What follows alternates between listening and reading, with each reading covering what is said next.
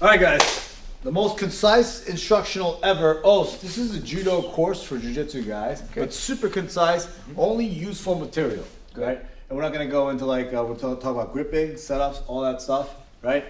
Thank you guys for approaching this video. Thank you for being here since like, oh, some of it's gonna be on YouTube too.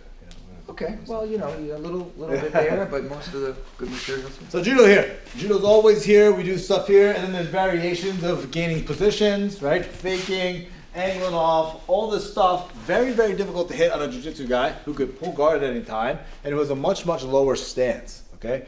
So a couple of things we want to start off with is how to get the proper grips and then the advantages in a right versus right setting, but without the intricacies of judo grip fighting. Because there's things that jiu-jitsu guys do for grip fighting, things that judo guys do, a lot of it doesn't translate over, right? This whole thing of like sleeve punch a hand, lapel, catching the hand, cutting down, cross over, like none of that stuff is gonna be useful in jiu-jitsu at all. Right, Sensei? Yeah, you don't have time. People are not trying to standing grip. Yes. If it takes too long, they're gonna sit. Yes. So majority of the time, in a right side versus right side setting, lead leg right, the thing that you can implement immediately is changing levels here, okay? Changing levels to kind of give the person the idea that we might shoot on the legs, okay? They're gonna change levels with me, and that may give me the opportunity to reach out and grab a sleeve or a lapel. But generally speaking, majority of the jiu-jitsu guys that I've worked out with reach for this collar with the right hand, which is generally a no-no in judo, because if he's upright and he grabs his hand, it's very easy for me to gain the sleeve, adjust the shoulder so now my hand is low, and then immediately dive on to my dominant side throws, okay? Which is very difficult to do if the guy's really low, okay? Here, he's upright, very easy for Ippon Senagi, very easy for clubbing a soto. If his hips are very, very low, right, it's gonna be very difficult to hit Ippon Senagi, or even a soto because the leg's so far away, okay? That doesn't mean that you can't take advantage of this thing. Hand goes to the collar. If you can post, shoot, very nice thing, right? If you can intercept the hand, great, because now you have a sleeve. But let's just look at the scenario where he grabs the collar already, okay? From this position, I'm gonna grab the sleeve, okay? Roll the shoulder so that hand is low on my chest, okay? It's not as useful when the hand is lower on the collar. From this position, I'm gonna reach and grab higher on the collar, okay? Very, very important that the hand goes above the collarbone. Once I'm in this position, I have the ability to pull his head down here, okay? If Sensei Glick wants to pull my head down here, it's very, very difficult, all right? If he decides to shoot on me, I bring my hand underneath, okay? So if he reaches out to grab a leg, now it's very difficult for him to connect his hands, okay? This is a great opportunity to reach over and attack the belt, and then go on for big sasai, or uchimata, okay? Very important though, that I don't release this grip and he cannot connect his hands. Okay, if he connects his hands here, he has a nice single leg takedown. We don't want that, okay? So, hand to the collar, I adjust, collar, okay? So those are some of the basics here. From this position, some of the reactions that you may get, he may release his hand to try to break this two-handed grip break. Okay, very, very common, okay? I'm gonna wanna anticipate it. If he breaks his hand, now we're in this position, and now it's kind of a noise even, so we don't really want this, okay? So a couple ways here that I like to do. I adjust immediately, hand on the collar.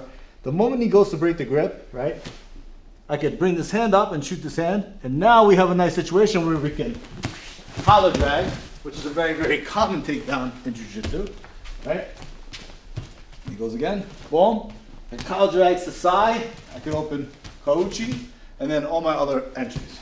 Ouchigari, I could pull guard or go tomonage, right? These are the ways that you can use these kinds of ideas from judo and jiu-jitsu right away.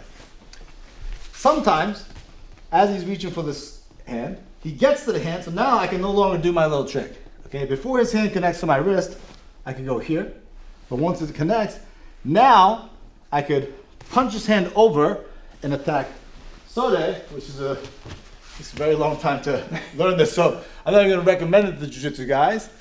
And also, if their hips are very low, to do a Sode from here up this way, it's going to be very, very difficult unless you do a drop Sode. Takes way too long for a jiu-jitsu guy to learn this.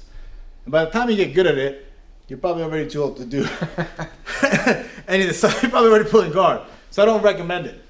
What I do recommend though is once they connect the hands here, as they're breaking this sleeve, this lapel grip, break the lapel for me, Sensei.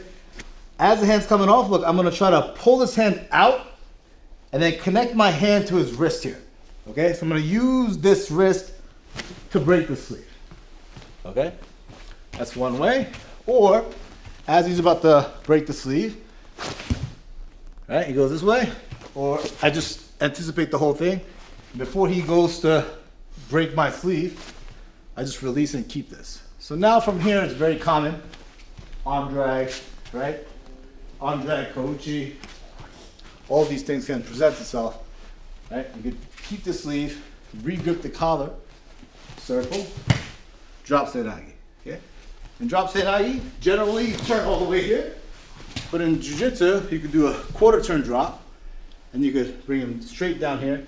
Because of the way his hips are back and his hips are hinged, it's very easy for me to take him down here and then take him over, okay? In judo, when the person's postured up like this, it's gonna be very difficult to do a quarter turn drop, right? So, we're gonna anticipate this situation here. If he goes for the grip break, great, we have the whole series, okay? Now, let's say he does not go for this grip break.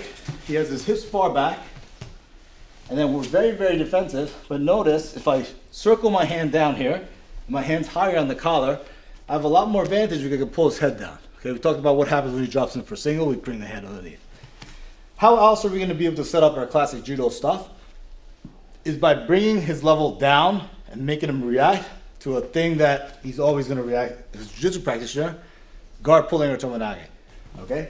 So from here, I could snap him down physically and gain a reaction, or I could pretend to pull guard and then draw him forward and up. Now his heels went to the floor, and from here, look, I could go a kouchi, okay? Or set up my leg grab series. Okay, sometimes it's a crossbody ankle pick or a knee pick, and sometimes it's a double leg takedown, right? So from here, I could fake guard pull, his body comes up, and look what I do here. I bring my head to the outside of the hand, and I pin this hand to his hip, and now look, I could run a double, okay? That's a way to enter a double leg takedown.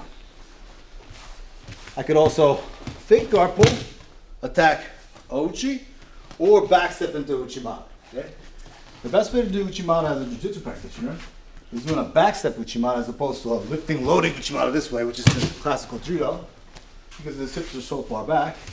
I'm gonna pivot to the outside and turn my hand downward to create a frame across the neck here, okay? So now I have a structure, and when I attack this leg, I can put a lot of downward pressure on the head. And then I rotate in a circle, and then hop the uchimata through, okay? So now we sort of have a series. In judo, you do a lot of feint, kouchi, cut, angling off, game position, right, misdirecting those photos. But if your practitioner opponent doesn't have a very refined sense of all the attack systems, he's not going to give you the right reaction to be able to use all these things. It's gonna sit there like this. Yes, Sensei, exactly. Just like how when you do spider guard lasso stuff, right? There's no complicated 3 or 4 move thing because you could just probably sweep me on the first try. Right, Sensei? No, Sensei. Because my jiu-jitsu sucks. No. No.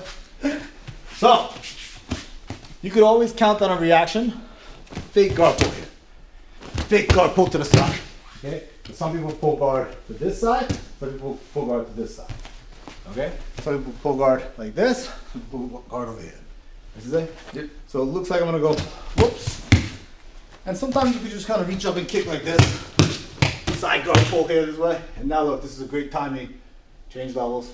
Keep this arm track going for a nice blast. Double through my opponent. Right? So yes, that's what I would recommend. We didn't want to go too far into the rabbit hole of deep dive judo, but this basic hand positioning instructional for BJJ practitioners, I think is a very good start, right, for most guys. And also lots of snap downs, lots of hand fighting. Anything else to say? No, I think you've covered it. That covers a lot, right? Yeah. And judo, there's a lot of kenka stuff, Yeah. right first left, but not as common. Mm. I've heard jiu-jitsu guys say this. If the guy grabs collar sleeve, you want to mirror it. Mm-hmm. If the guy collar sleeves the other way, you want to mirror it. Which I don't think is good advice, but Yeah. It takes a long time to get good at left or right. Like, Yes. If you're naturally righty, to get good at lefty. Yeah. And jiu-jitsu people, it's not. Yeah. They're spending their time elsewhere. You know, they're For spending their sure. time on other things. Yeah. So it's hard. But these little things make a big difference, I think. Yes. You know, Please reach out to me if you want to do more intermediate stuff, which kind of goes into a little bit more judo. Yeah. But I think anyone who does jiu-jitsu can do this. Yeah, it's not. Yeah. It's Not not a high bar. Yeah. You know. So basics, keep it basics. So, thank you.